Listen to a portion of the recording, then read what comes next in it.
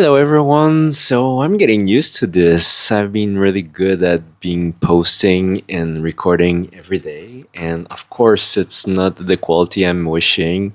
Sometimes I'm lost in my thoughts. Sometimes I'm not focusing on watching the camera. But at least I'm doing the miles. And then here we have another video. So today's special video because it contradict or it's an evolution of one of the drawing I presented before, and it's really what I felt happened in the 7.5 years of spiritual growth, where I first because there's a difference between experiencing something for the first time and understanding it.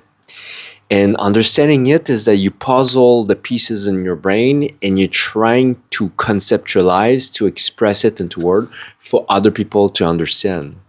And when I wrote this one, which was the first version, I say, okay, I dissolve my ego, which is like this one. So as you go to the spiritual process, you dissolve your false beliefs that are coming from society, the media, your parents, your family, etc.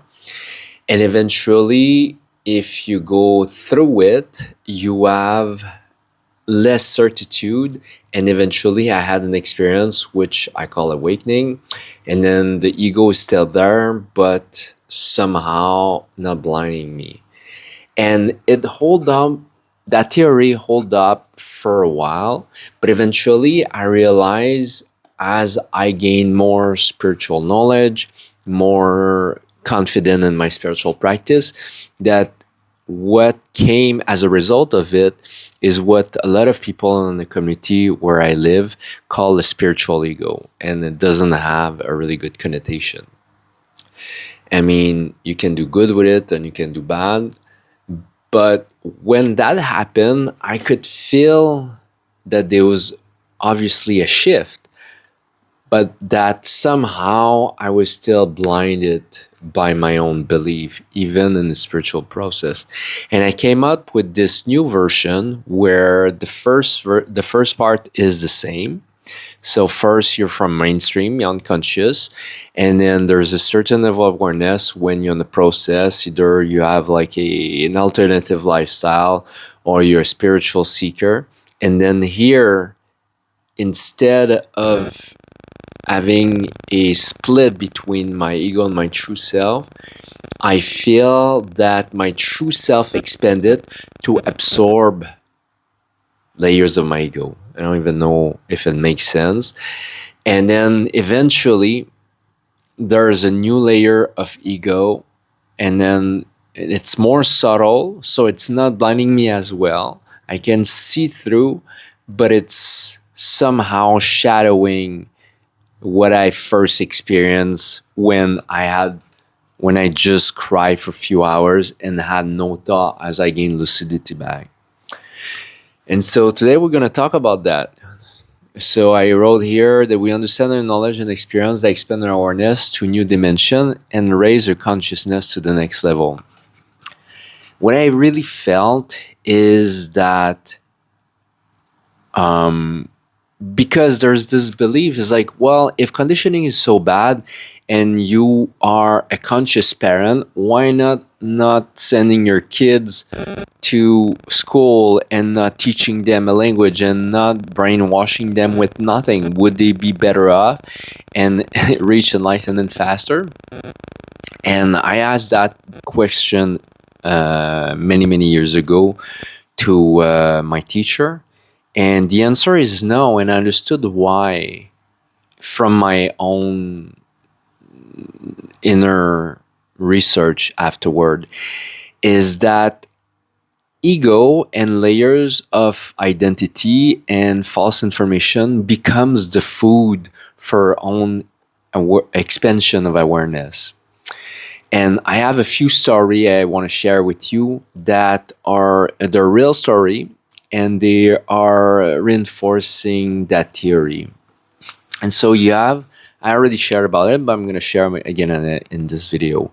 So the first story is about this guy. I think he's in his he's born deaf, but this is back in the old days, probably in the 70s, when they were not able to diagnose him properly, and he was believed to be mentally handicapped, mentally ill, or challenged, whatever is the proper word to describe him. And so he grew up, his family took care of him, but he was sent to like a mental hospital. And up to either his 20s or his 30s, I can't remember exactly, but he was already an adult. And he couldn't hear, was mute and deaf. And they just thought that he was not smart or mentally handicapped. And so he just exists. And then there was this young intern that arrived, and she was the first one to notice that he was different. And our theory was that he was not like the other mentally challenged kids or people that was there, but she thought that there was more inside his mind than the other kid. So what she started doing, and that's totally improvised by her, she initiated a conversation with herself, and she was playing two characters. She was playing a teacher trying to teach sign language to a student, but she was playing the teacher and the student, and this adult that was misdiagnosed as mentally ill was an observer. She wouldn't interact directly with him. She would just be playing this two character role in front of him. And that went on for like weeks, maybe even months. And she just kept doing it because she was trying to make him understand that everything had words. So sign language is conceptualization of reality, just like words, but with sign language. But we're giving names to things. So this is a telephone, this is a face, and there's like, I don't know, a wall, a bed, etc.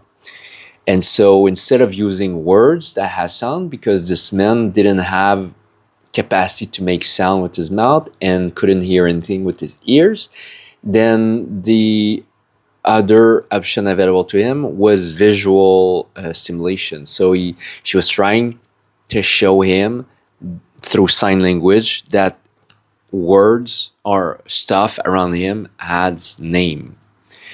And eventually it worked. It's expressed in the book, I forgot the name of the book, that it came from darkness, and suddenly light came, and he clicked. He's like, what?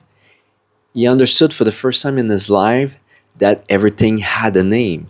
And so he was just like a baby, but like an older baby, and was learning words like, oh, bottle, oh, chair, or mama. And then when he starting to have more vocabulary, linguist was asking him how it was before you learn language.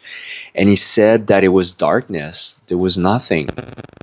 It was just like there was no conceptualization, there was no ideas, there was no opinion. And he just saw that everything was being figured out by trying mistake. He didn't really give it a, there was nothing in his mind trying to figure out anything about anything. And so for him, words and language brought light from the darkness of not knowing anything. And then there's this other woman. She is a well-known neurosurgeon, I think, and she even has a TED Talk. I think her name is Jill Bolt. She wrote a book, and so that's her story. I read the book and I watched the podcast, but the first time I heard about her I read the book and her TED Talk, but the first time I heard about her was from a podcast. And she explained that, so she's a specialist of the brain, and she's in her house and she started feeling weird. I think she was taking a shower, and it was the first time she noticed her hand was deforming. She could see that they look like dinosaur claw, and she understood that she was about to have a stroke, a probably from a blood clot. She already knew the process, but she couldn't stop it. She could just record it. And so I think she slept in the bath, and then it took, I think, 2 days for a coworker to come check on her and find her in the bath, and she was still alive. And it took like a solid year or two for her at the hospital in intensive care to come back from this coma or this vegetative state. And the result of it is that when consciousness came back, she felt peace. There was no, she was not the person that she was. And she remembered it was the most peaceful time of her life. Of course, the doctors and her family try to bring her back to consciousness and teaching her words, and she remembered the difficult process of relearning to conceptualize reality. It was like somebody unplugged her brain, and when it came back to life, everything was deleted. So she had to relearn how to talk, how to think, and how to connect concept together to form ideas, opinion, and etc. And you say it was kind of easy for her to understand mono single words like the color black, like wall, like president, but it was excruciatingly difficult for her to bridge concept together, like president in America, and then think who is the president of America. And she said that at that time, the desire between being at peace without knowing nothing was really more tempting than going back to learn and be in the mind. She said that if she had the choice, there's a good chance that she would have choose the empty mind. And so, what are those two stories correlated? Is that for me, if you have the mind of a unborn baby, like either a real baby or this older man that didn't have the chance to learn because they didn't know that he had the capacity to learn because he was deaf and mute, then the words and conditioning becomes the light that allow you to grow. But when you have that, then to keep growing, you need to dissolve it. So for me, consciousness, the expansion of consciousness, you cannot jump from one level of consciousness to the other. And there's three categories accessible for us human beings. And they all start by I. I for instinct, just like an animal, you're just there to survive and to reproduce yourself. You're not there to understand or anything. So instinct is the first level. You just exist. Second level is intellect, which is a level of ego in which you conceptualize reality and you identify with your knowledge. And the third one is intuition. And intuition is the process of following a different voice than our mind, connected with the divine. And it's a process of undoing or dissolving our conditioning to go toward God. But we cannot jump from a lower consciousness and skip the middle to go to the other one. Growth happens from evolving from one level of consciousness to the other one to the next one. And that's why our ego, that's why knowledge, conditioning, getting lost is necessary. It's actually the food, the nourishment that we need for the expansion of self. So there's obviously good information and bad information. And it's probably easier to grow from good information, good conditioning, than bad conditioning.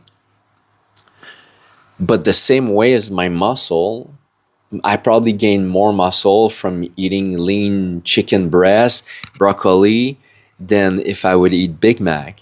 But you probably grow more muscle if you eat Big Mac than if you eat nothing. And so food is mostly protein, is the nourishment we need for our body to grow and to function. And conditioning, either good or bad, is also the first material that we need for the expansion of our consciousness. And then therefore, I don't know if there's more. I haven't checked further, but I think spiritual knowledge will also block our perception for deeper truth. So new conditioning will arrive even as a spiritual seeker, or any information from the healing path. And then as we are integrating that into our being, into experiencing what we're learning, it's mostly the consciousness grow when we're experiencing what we're learning. And then we are, we are able to just understand reality differently than if we only absorb information theoretically.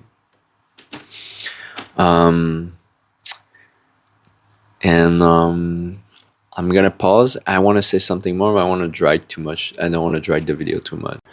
Okay, I want to share more figure for explaining this. So, for example, I wrote the evolution of the astrophysical truth. And so there was a time back in the old days where people believed that the earth was flat because it's normal from without using intelligence and just using our tools, that is observation. It looked like that we're walking on a plane surface. It doesn't even make intellectual sense unless we use our intelligence to believe that we're living on a sphere and there's people walking upside down without falling down. And so there's many astrophysicists of the past that has brought new level of consciousness about the theory of the shape of the earth. And I'm not 100% sure of all of them, what they brought, but the Ptolemaic system, I think it's about the solar system, and heliocentris is probably the sun is in the middle. I think probably the other one is that the earth is in the middle. Gravitational law of Newton, that's gravity. And then you have the law of relativity from Einstein. And every time it's not that the other one is wrong, it's just that the new one is englobing a higher level of truth. The lower truth is limited. And as we gain consciousness of more information, we're able to absorb and grow consciousness to a new level. Most of us have no idea even what the theory of Einstein means even 70 years later. But we all know that based on the scientific research, that is still a theory that is right. Is there another theory that's going to overtake this one? A lot of people say that there's 4 law, and there should be a general law that's going to group all of them. And Einstein was working until his last breath to figure out the super law, but he never found it before he died. And so this picture, a truth, a lower consciousness to a truth that's higher consciousness, is the same thing as this.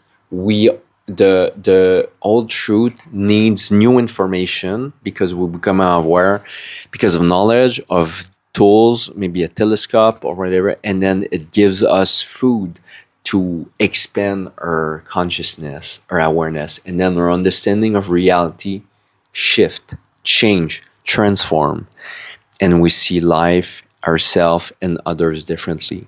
And it can be the same about the emotion, about anything, about diet. So it's like you can say no. Like my ancestry tell me I need meat to be healthy, and then as an Asian, there's like every meal there's chicken, beef, shrimp, and pork at every meal. And I'm not preaching for one diet or the other, but at the same time, you it's possible to live differently and be healthy.